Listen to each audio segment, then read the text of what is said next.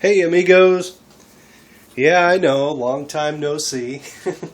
um, Pardon my voice, I have a little cold. But anyway, I thought I would do a quick channel update and an overview of what has been happening for the last few months. And I looked at the calendar just recently, and I have now lived in this house for 6 months. I've owned it for about 6 months and a few days. It has been a heck of an experience. Some of living in the condo for the last 13 years has made me less prepared for dealing with a house. There were a few times when I kind of hurt my back a little bit when I was picking up big, huge tree stumps to split them, and that was an experience. But anyway, basically, over the last, I've probably been having a prepper channel for since 1997, 98. But anyway, as I've expected for many years now that we wouldn't have a sudden calamitous collapse in our economy, but instead we would have a gradual drop, a gradual decrease in the wealth level of everybody, most of the citizenry, and then until we get pushed into what would normally be considered a third world wealth level, and on top of that, we would. And then they're going to, of course, be going after the guns as they have been for a long time. And the object appears to be to make us poor enough so that they can offer us a few bennies and promises of better prosperity in order to get us wrapped up into the world government. And we'll have to, of course, give up our right to self-defense in order to do that, right?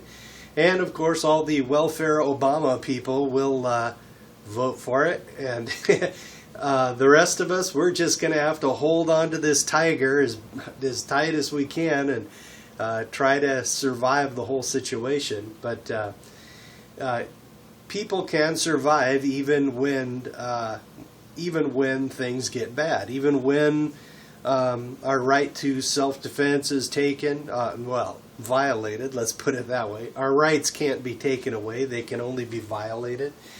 But anyway, I'm expecting a gradual decrease, as I have said before, and it sure seems to be panning out.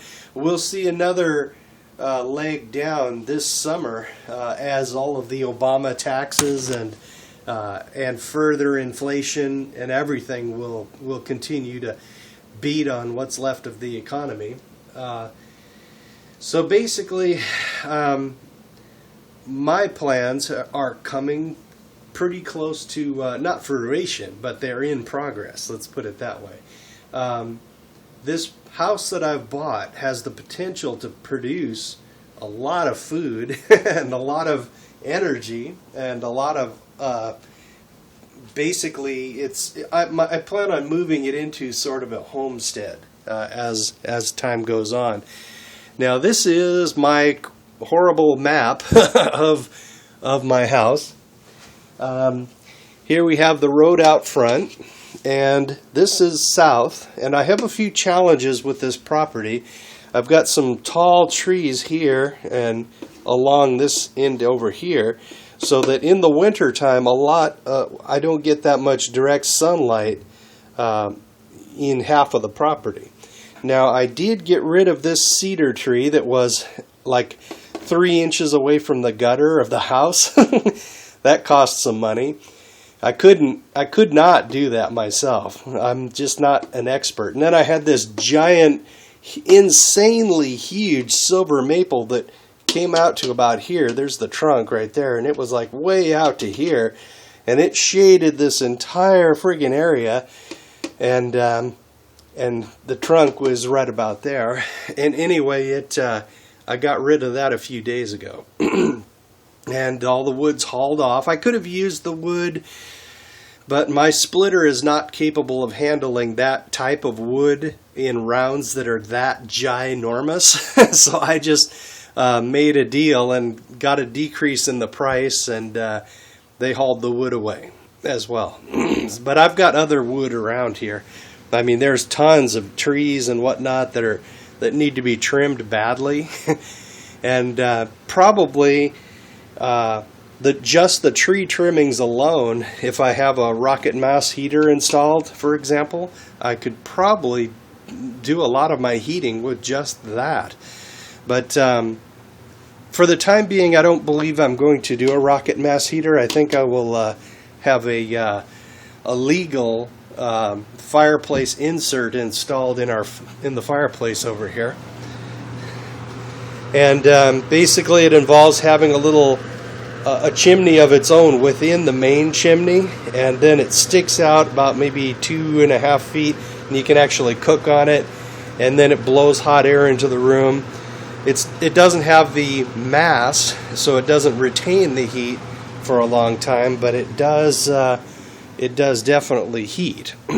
So, and that's a heck of a lot better than nothing. It'll cost about $3,000, so it'll take about 2.5 months to save up for it. So that ginormous tree is now gone, and what I'm in the process of right now is cutting back these blackberries and building a hugel bed, my first one right here. Now, a hugelculture bed is a bunch of wood piled up on the ground and covered with dirt, and then you can plant into it. And the first year here, the wood will not be rotted down or anything, so I'm just going to plant probably pole beans and potatoes into it this first year. Now, of course, I'm going to still have the production of all the trees. I've got like small apples here, another apple tree that is really, really tasty. It produces really nice apples. But these two here are cherry trees, and I believe they're cherry trees. But anyway, they were long gone before I moved in last year. So we'll see if I can see some production this year. Here we have another apple tree. That's Red Delicious. They're being attacked by worms and whatnot, so vastly more than these two here. So this tree is going to probably need a little bit of help, like with better fertilization, more mulching, and possibly a small hugel bed around it. Here we have plums, but this is a lighter plum that ripens later in the year. Here's another plum, and the plum in the front, that's the darker colored plum, which basically produces earlier. This is a second apple tree that produces really tasty apples, but not quite as insanely tasty as these. But anyway, I'm going to make my first hugel bed here, and then I'm going to, right around where this tree stump is, I'm going to build a second one as well. And my dad's got some compost out front from his other house, so basically I'll be able to utilize that for the hugel beds. Now, as an economic measure, my dad, he's not really able to take care of a house that well because he's getting kind of old, but he jumped on the opportunity to move in with his son. So he and I have always gotten along very well. So we sort of share expenses and whatnot. I gave him that room right there. And it's just been awesome. It's nice him living here, it makes it feel so much more like home, this place. And I am very comfortable here now. It's taken a while for me to really get used to the house, but man, I'm loving it here.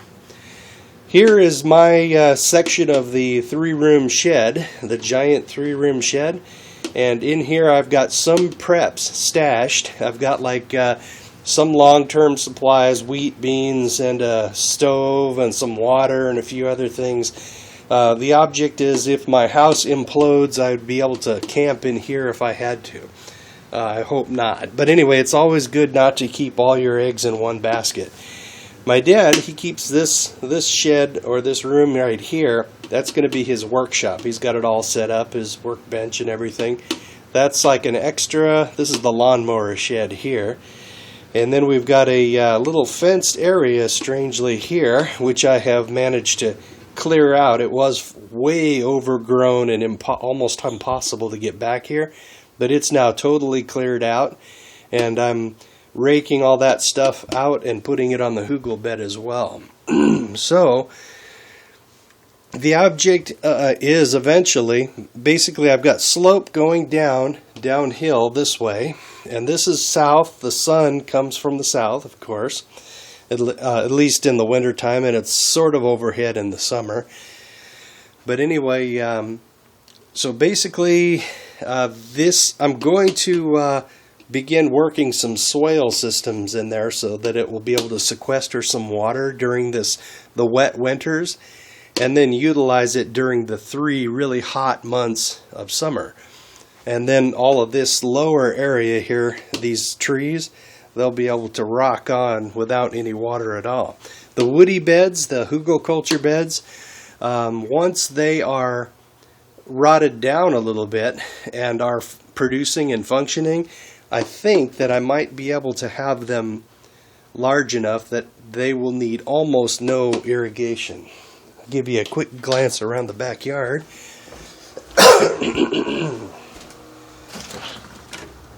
Ooh, it's starting to rain again. Yeah. Okay, there's the big huge tree that just obscured the whole sky. There's the apple tree down there. And then there's the 3-room shed. And there's the beginnings of my hugelkultur bed right there. And I think I'm going to build another one right along here.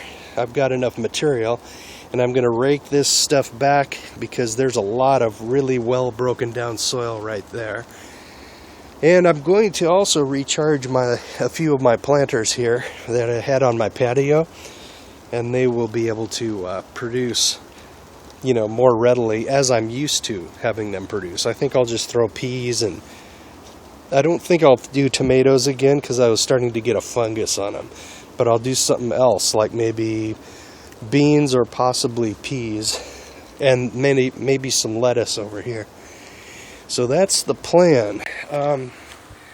The thing with the summer in Washington State, it gets really, really hot and dry. And during that time, a lot of this stuff out here might be highly under stressed, right?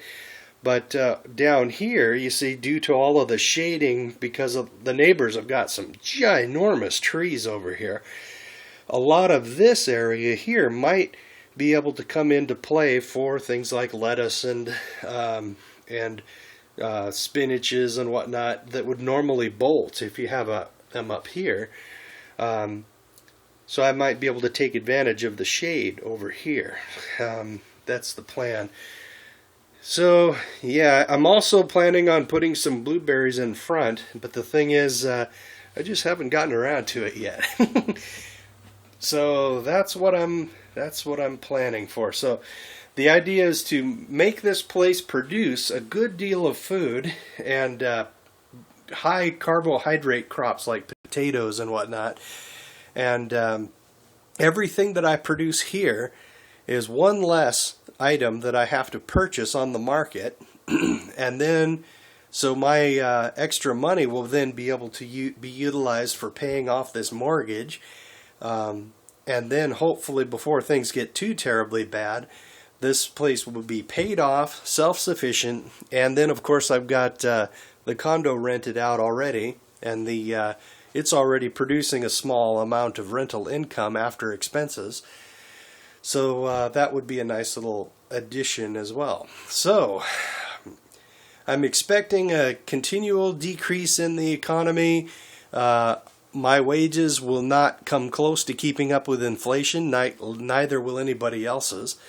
And basically, as things get squeezed, as we get more squeezed as far as like prices and inflation and food prices and everything go, and taxes, every little potato that you can grow on your own property will become more and more valuable to you every year. You'll be more vital, you'll be more energetic, you'll be healthier if you can grow things of your own, high nutrient dense foods, and if you can, you can also grow it outside of the tax system, so it's basically invisible pretty much from the tax base, and so then you will still gain vitality and energy, and you won't be enriching the system as much. You won't be as dependent on the system as much.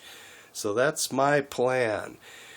It's been a long time in progress, and it's still in progress, but that's what I'm up to. Later.